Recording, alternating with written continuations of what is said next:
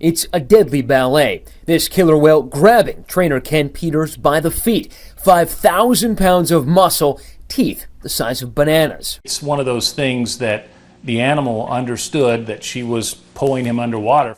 You see her dragging Peters down, ragdolling him, holding him under. 15, 30, 60 seconds pass. Scientists we spoke to today say there are dozens of games that whales like to play, but this time she's using Peters as a toy. Whales in captivity are taught that humans are fragile. That has clearly broken down here.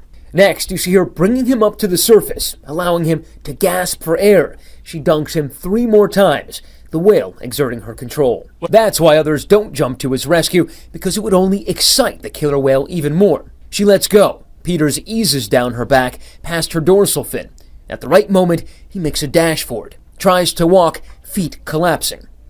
In a statement, SeaWorld, Regina, New Mexico, zookeeper Charles Bingham is attacked by a 350-pound Bengal tiger, and it's all caught by the zoo's security cameras.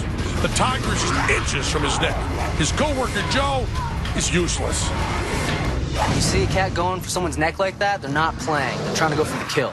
With 350 pounds of tiger trying to eat Charles, he stays cool enough to make the one move that'll save his life. When the tiger opens his mouth, Charles jams his fist inside and punches the back of its throat. He gags the tiger with his fist. Eden backs off. Joe is then able to get a chain on the animal. Charles survives with a few cuts and a cracked rib.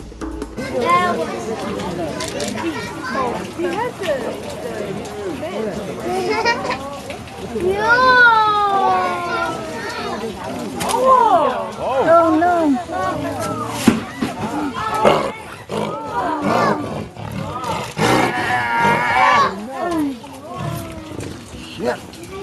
O macaco vai morder ele. Vai dar uma mordida nele e vai ficar legal, né? Vai lá.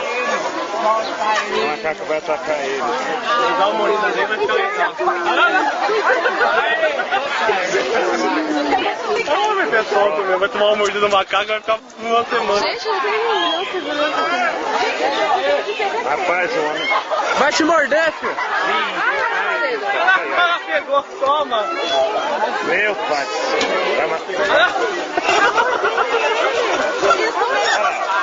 Vai um pedaço dele. Sai daí, tio. Sai daí, rapaz. Olha aí.